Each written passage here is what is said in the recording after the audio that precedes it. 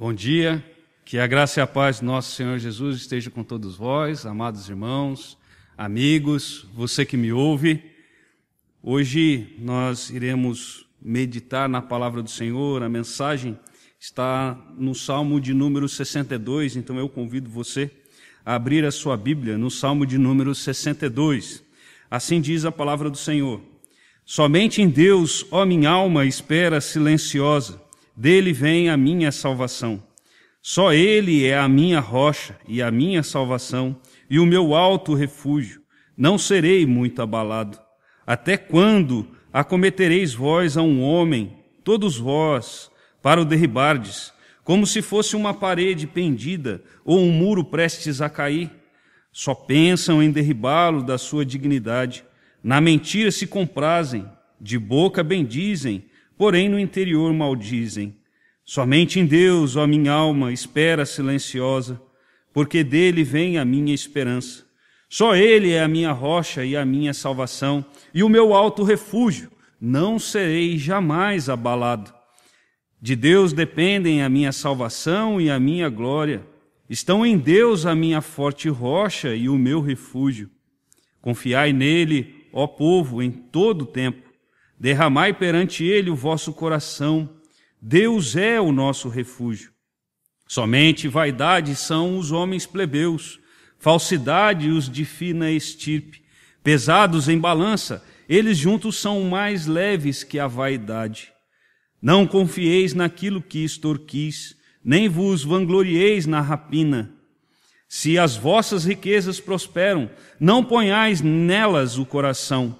Uma vez falou Deus, 2 vezes ouvi isto, que o poder pertence a Deus e a ti, Senhor, pertence a graça, pois a cada um retribuis segundo as suas obras. Vamos orar. Maravilhoso Deus, a tua palavra foi lida, ela por si só é mais do que suficiente para mudar aquilo que precisa ser mudado em nossas vidas. Rogamos, ó Espírito Santo de Deus, que venha trazer a interpretação correta da tua palavra a nós e que o Senhor venha nos encher do teu Santo Espírito. Fale ao nosso coração. É o que nós oramos em nome de Cristo Jesus. Amém. Conta uma história de 2 crianças, uma de 9 anos e outra de 4 anos, que estavam em sua casa fazendo suas peraltices comuns de crianças, né? Estavam brincando e resolveram subir uma cômoda, e o mais velho, de 9 anos, ele pega e pula da cômoda no chão. Colocaram lá um colchão, e aí ele pega e pula no colchão, e aí ele pega e fala para o seu irmão mais novo também subir na cômoda e pular e fazer aquilo que ele fez. Então o irmão mais novo vai e sobe também na cômoda. E aí quando ele olha, ele hesita, ele fica com medo de pular. E aí o irmão mais novo então faz assim: não, vem, pula, que eu te seguro. Então aquele irmão mais novo, de 4 anos, ele se enche de coragem, se enche de confiança no seu irmão e pula nos seus braços. Acontece que o irmão ele vai e tira os seus braços e a criança cai no chão. Ela, ao cair no chão, ela quebra o seu fêmur. Ela, de fato, naquele dia, ela percebe, entende e compreende que ela não teria condição de confiar no seu irmão. De certa forma, esse texto ele faz uma analogia aqui entre a questão da confiança entre Deus e o homem. Davi, que escreve esse salmo, inclusive intitulado de Salmo de Confiança, classificado como Salmo de Confiança. Davi ele pega esse salmo, escreve e manda a Jedutum. Jedutum ele era um levita que era encarregado do canto dentro do templo, que no caso da tenda da congregação, né, porque na época de Davi não tinha um templo ainda, era a tenda da congregação.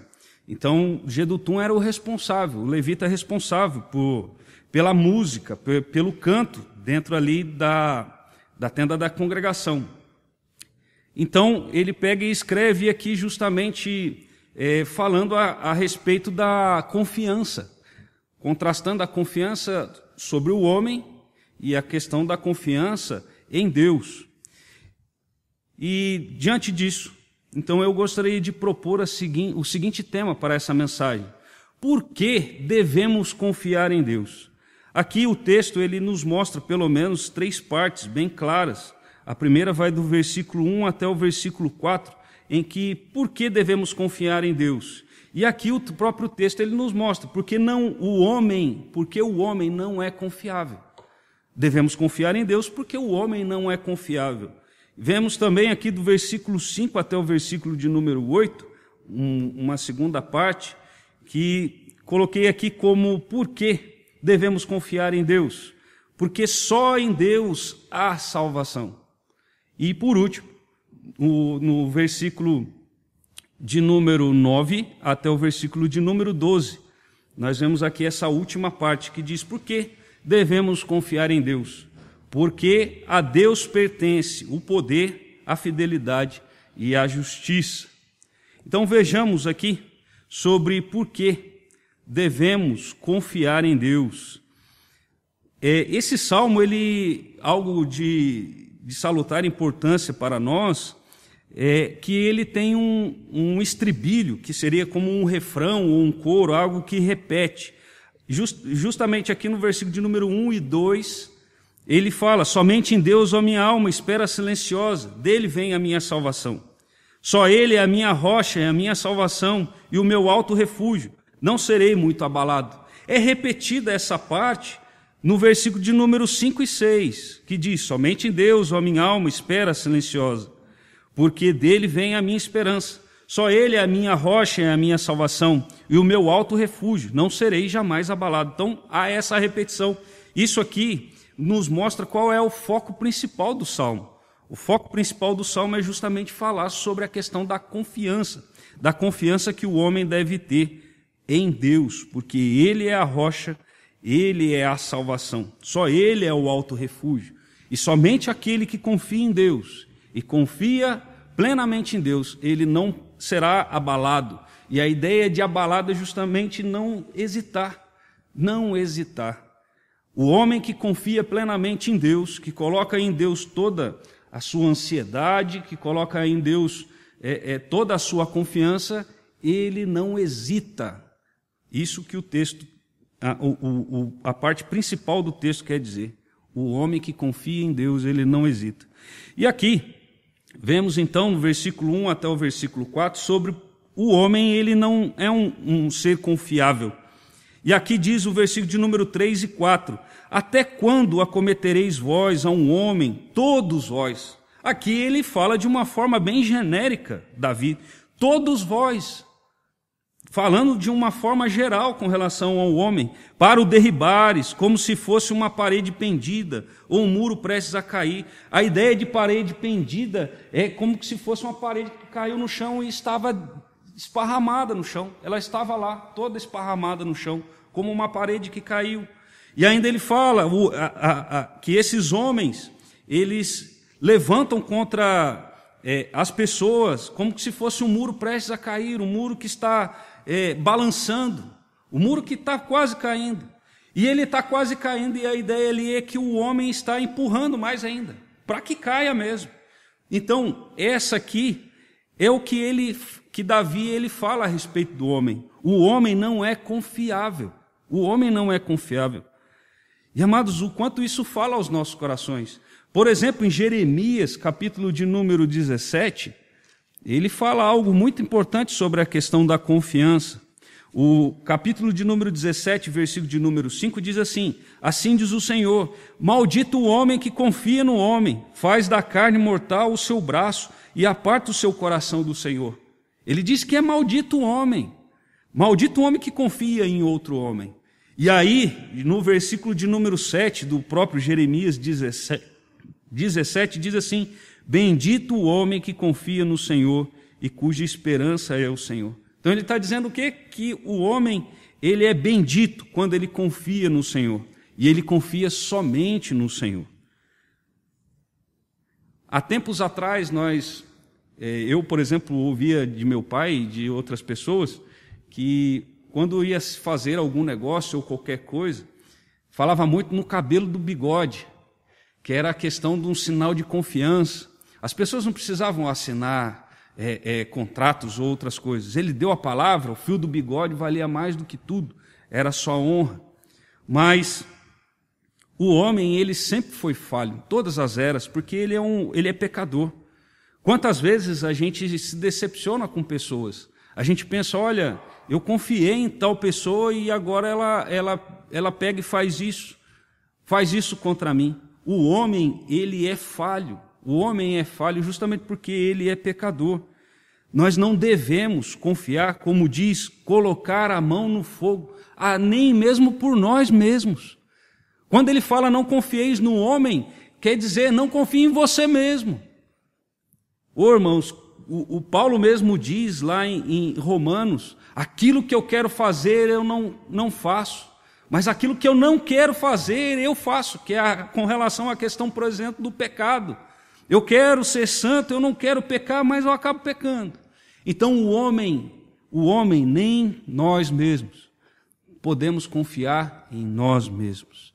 Não podemos confiar em nós mesmos.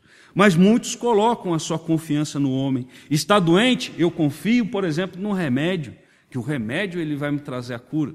Eu pego e vou fazer alguma cirurgia, eu confio no médico, porque ele é um bom médico e vai fazer uma boa cirurgia.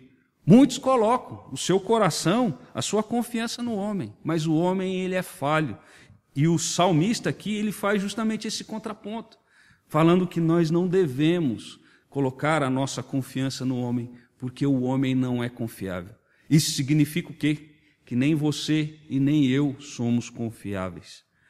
Ainda, além dele falar aqui nesse texto sobre por que devemos confiar em Deus, e primeiro aqui, porque o homem não é confiável. Vemos também que, além de confiarmos devemos confiar em Deus porque o homem não é confiável, nós também devemos confiar em Deus porque só em Deus há salvação. O versículo de número 5 ao versículo de número 8. O 5 e 6 é o estribilho, né, que é o coro, que foi a repetição do versículo 1 e 2. Então eu vou ler apenas o 7 e o 8, já que o 5 e 6 já li.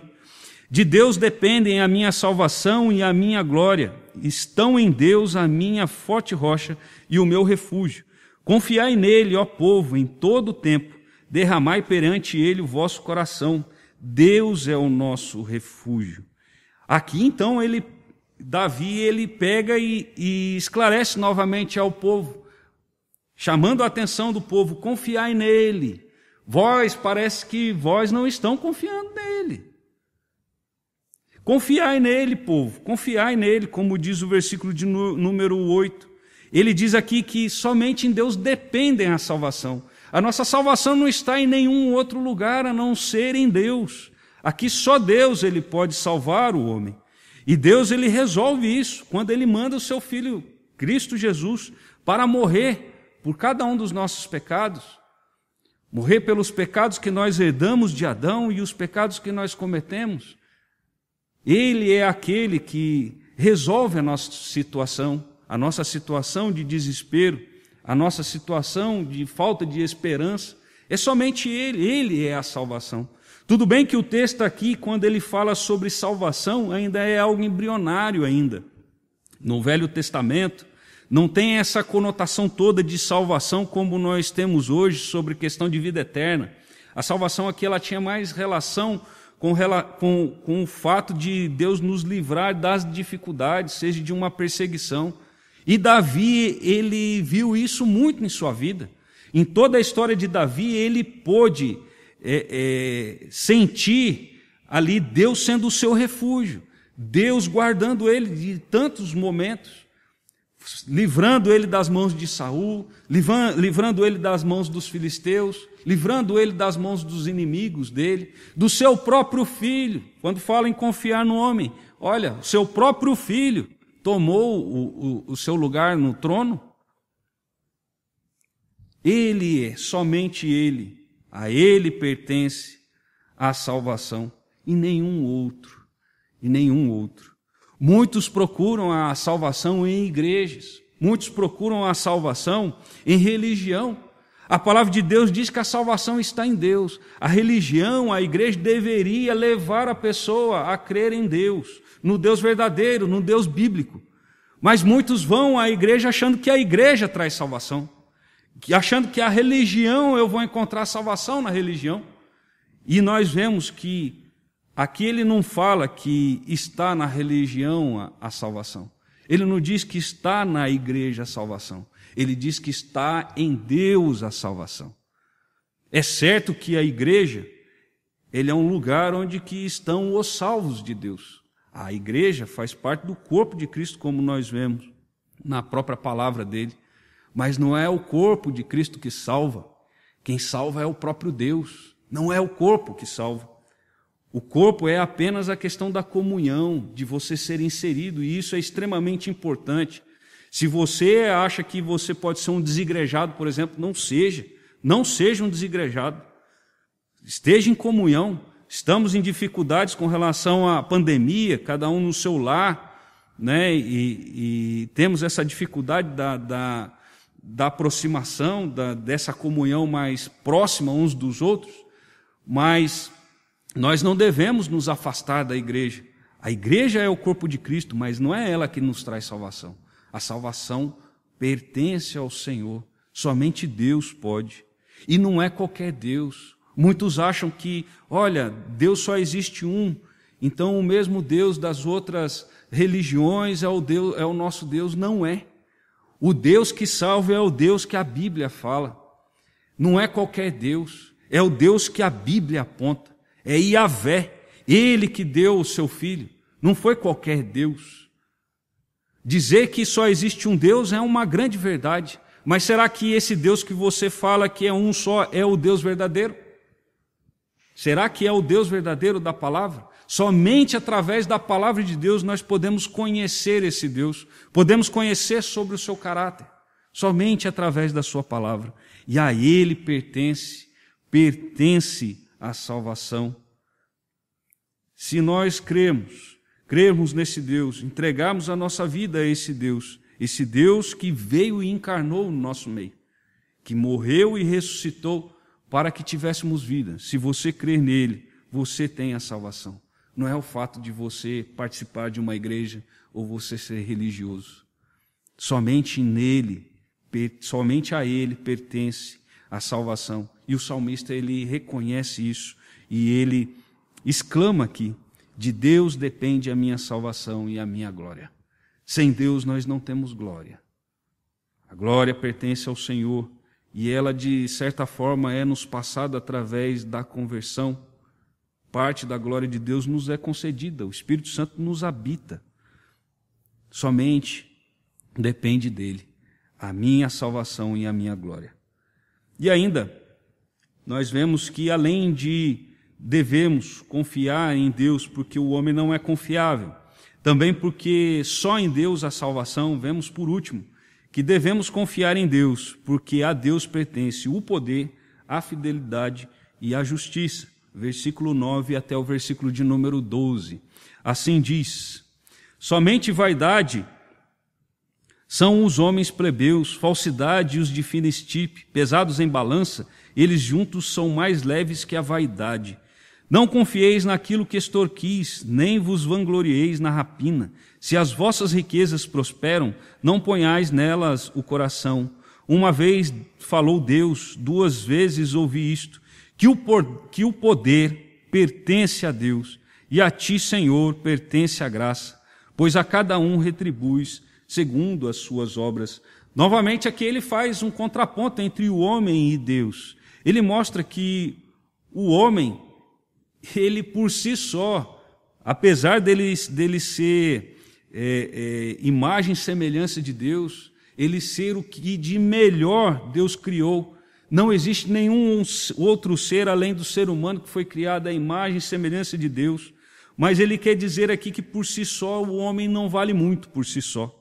Ele se torna valioso para Deus por aquilo que Deus ele paga pelo homem. Por exemplo, ele dá Cristo Jesus para resgatar o homem.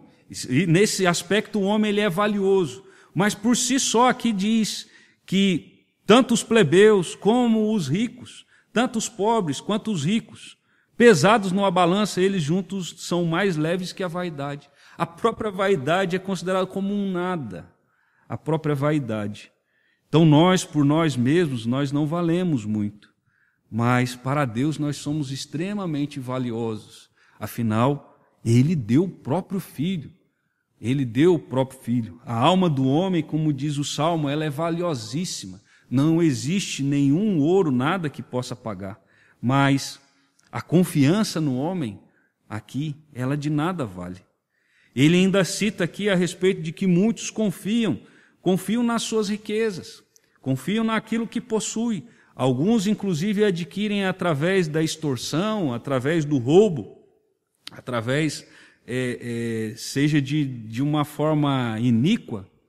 E ele diz que outros, por exemplo, prosperam de forma correta, mas ele não deve colocar o seu coração, não ponhais nelas o coração. O coração do homem não deve ser colocado naquilo que ele possui, mas deve ser colocado em Deus, porque até mesmo as riquezas, elas são volúveis. Até mesmo as riquezas são volúveis. E aqui diz então no versículo 11 e 12 a respeito desse Deus, sobre uns atributos de Deus. Ele fala assim, uma forma retórica dele dizer, uma vez falou Deus, duas vezes ouvi isto, que o poder pertence a Deus. O nosso Deus é um Deus poderoso. Nós devemos confiar nele justamente porque ele tem todo o poder. O nosso Deus, não existe nada impossível para ele. Não existe nada difícil para ele. Por isso nós devemos colocar a nossa confiança somente nele. O homem não tem poder. O homem pode ser poderoso em relação às outras pessoas, no sentido de prender, no sentido de até tirar a vida, no sentido, por exemplo, num assalto, mataram a pessoa cometendo um latrocínio, mas apesar de Deus sempre, nós entendemos que Deus sempre está no controle das coisas, mas somente o poder pertence a Deus. No homem não há poder. Por isso nós devemos confiar nele. E ainda ele diz aqui um outro atributo de Deus, no versículo de número 12, e a ti, Senhor, pertence a graça.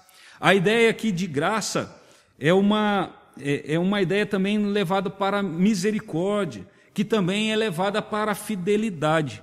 Na NVI, por exemplo, aqui ele não usa a palavra graça, mas ele usa a palavra fidelidade. Deus, ele é um Deus fiel. Nós vemos, por exemplo, lá em Mateus 19, 26, falando sobre a questão do poder de Deus. Em 2 Timóteo 2,13, nós vemos Deus falando a respeito dessa fidelidade, que ele não pode negar a si mesmo. Ele é fiel não a nós, ele é fiel a ele mesmo. Ele, como um Deus imutável, ele quando promete algo, ele cumpre. Mas não é porque ele esteja vinculado a nós, olha, como eu prometi para ele, eu estou devendo a ele. Deus não nos deve nada. Deus não nos deve nada. Ele pega e cumpre a sua palavra porque ele é fiel a si mesmo.